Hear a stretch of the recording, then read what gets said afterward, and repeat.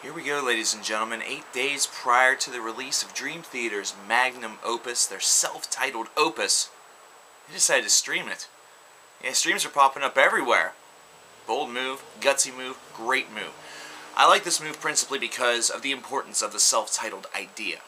The self-titled idea is something that you principally, but not always, not for sure, really tend to experience near the inception of a band's career. It's something that usually precedes all of the hits, all of the great albums. Consider albums such as Led Zeppelin 1 or Van Halen 1, basically the first initial self-titled. It was the first things that we heard from these bands, so we didn't know what to expect. So Dream Theater doing this so late in their career may seem like a bit of an enigma, but it gives them a blank slate. And plus it is something that they kind of need to do. This is the first time that the five of them are going to be writing as a unified force along with Mike Mangini.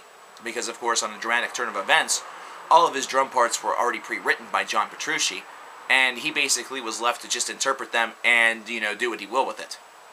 Now, first off, before we get started, who wants to see this? A drum off. Yeah, drum off. Mangini in one corner, Portnoy in another corner. You could sell out Madison Square Garden in just 2 minutes flat, and there would still be people on the outside banging on the doors because they want to get in, because it's just great music. It's just great, great music stuff, man. So with this album, and with all of the heightened expectations, all of the abilities, Dream Theater had a really unique opportunity here. They had the opportunity to basically use that blank slate to craft something that was just completely different if they wanted to. Now, on a dramatic turn of events, they kind of did that a little bit, and it, as a result, was kind of a grower of an album. I feel that this album is kind of similar in nature in the fact that for some people it's probably going to be a grower. I think this is just a side of Dream Theater that a lot of people need to take some time to sort of accept, considering not only was Mike Portnoy a constant fixture of the band, he was also one of the frontrunners with the fans. But let's talk about the music. Let's get to the stuff that actually matters. First off, there's two instrumentals on this record, for the most part. We have False Awakening Suite, the 2-minute and 42-second long opener, which definitely lives up to the expectations. Now, if you look on any media outlet that's kind of describing this stuff, you see that it's 3 parts. 3 parts in 2 minutes and 42 seconds. God damn. It's less than a minute apart. And it definitely is qualified for that, considering it's just absolutely ridiculous. There is just a ton going on with this, and once again, you immediately start to hear the impact of Mangini's drumming. You start to hear a little bit of the differences, the subtleties, the different things that he brings to the table. That maybe Mike Portnoy didn't, either that or some of the things that Mike Mangini is able to bring to the table speed-wise that maybe Portnoy is just a hair slower, but it's really close. Portnoy is such a great drummer. It's really hard to top him, and Mangini's doing his best to do that, and it's really neck and neck. And then there's also Enigma Machine. Now, the thing that I want to really, talk about on this album is not so much the singles that have already been released, which is The Enemy Inside and Along for the Ride, which whenever we talked about them, we were really talking about how this really should spotlight the fact that this is going to be a very varied album by the band. It was going to be one that was going to be filled with a lot of different musical twists and turns. There was going to be a lot of different ideas showcased here that was going to really diversify the overall whole. Now, I don't want to talk about those because we would need to kind of see if we were right with this whole thing. And I do believe that we were. I believe that the 2 instrumentals prove that because they kind of take things on different directions with each accompanying piece, and not to mention there are songs here that definitely feel as though they were unearthed, either that or they were written with moving pictures by Rush in mind, to the point where one track actually listens and sounds like they took ideas from Limelight, from Rush off of Moving Pictures, and just kind of reimagined them in their own way. Now, there's something I need to be perfectly clear about here. On Hail to the King by Avenged Sevenfold, that would have been a terrible mistake. We heard a lot of songs that sounded a lot like other songs. There was one song that seemed as though they had lifted Sad But True almost note by note. There were songs that sounded like Megadeth note by note and Iron Maiden note by note. Dream Theater here with this song, when they kind of put their own spin on the opening lick of Limelight, diversified it almost from the get-go. It's all tone. It's all just the core sound of the guitars. It's just the overall feel, the mood, the atmosphere. That's influence. That's how you can tell influence from something that sounds just a bit wee too close for comfort. that's kind of the difference here, and I'm not saying that either of them are bad songs, because both are good songs. The Avenged Sevenfold song, as well as the Dream Theater song. It's just that there is a little bit of a difference whenever you think about whether or not a band is, you know, quote-unquote ripping off another one, because in reality, neither are doing that. This isn't, you know, Ice Ice Baby ripping off Under Pressure by David Bowie and Queen. It's not like that at all. It's more than just a one little tick difference. Yeah, that's all the more it was. Remember, yeah. As you move on through this album, you get to hear the unique twists and turns almost with each and every track.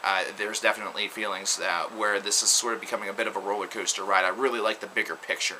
The bigger picture, the song, because it just has a great classic tone to it. This is a song that actually, whenever you hear the chorus that accompanies it, and you hear some of the music that kind of flows around it, you immediately start to kind of get a little emotional. This is definitely one that grips your emotions a little bit. And Dream Theater, as well as prog music in general, is, you know, really music that's able to do that. And that's the reason why it is a very, very different side of the rock and roll and the heavy metal universe, because it kind of has that emotional power. But I think what really needs to be talked about is Illumination Theory, the very last track on the album. Now, one thing I'll say before I get into that is the fact that I felt that this album was very well balanced from tracks 1 through 8. I felt that all the fat had been trimmed, because whenever we were talking throughout the Dream Theater discography, it seemed like in the 2000s that in some instances, on the cutting room floor, the knife wasn't used perhaps enough. It seemed like some of the songs really started to borderline on just the absolutely ridiculous, whether it be musically ridiculous or just ridiculously ridiculous. That's a lot of ridiculosity. However, with Illumination Theory, it's the only track on the album that eclipses 10 minutes. This is the only track on the album, consequently, that eclipses 20 minutes, considering it's 22 minutes, 17 seconds long. And this is one that really seems to be bringing together all of the musical ideas that Dream Theater has kind of had, everything that sort of encompasses their career into one huge magnum opus. There are portions of this album that feel that it has kind of an old-fashioned symphony/suite, very regal regality, royalty kind of feel to it near the midst of it, that really reminds and harkens listeners back to the Count of Tuscany. There's just insane instrumentalization. The instrumental solo that takes place after the Bacchian type piece, the Count of Tuscany in piece, is just absolutely insane. It is bananas. You get to really hear every piece of this very important prog puzzle come together and really showcase what they're able to do as a cohesive unit. Mangini shines here, Petrucci shines here, Rudess is ridiculous, Myung is thumping away, and basically James LeBray has the best seat in the house right now. He basically gets to stand back and watch these guys just absolutely astonish people. And of course, James himself astonishes people because of his vocal prowess. However, I think that being a vocalist myself, if I got the chance to kind of take a step back and marvel at what my bandmates are doing, marvel at their accomplishments and what they're able to do cohesively as a unit, it would even make my jaw drop, even though I'd hear the stuff day in and day out. Illumination Theory is also a track that features something kind of cool at the end. Now, I don't want to give away too much, because I feel as though if I give away too much of this album, then it's kind of going to ruin the surprise whenever you finally get the opportunity to listen to it.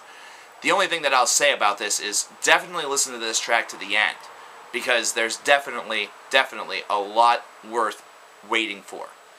Now, this isn't going to be something that's going to be so, awe-inspiring and so ridiculous that you're going to be tweeting your friends about it. This is instead something near the end of this track where you're going to actually just sit in very cautious and careful reflection and really just kind of be in awe with yourself, be in awe with the band, and kind of have your own self-realization, your own self-revelation.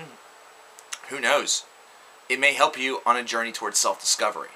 It's one of those moody pieces that just really, really brings out and evokes emotions such as that. So where does this stand here in 2013? 2013, like it or not, folks, man, it's been housing a lot of great albums.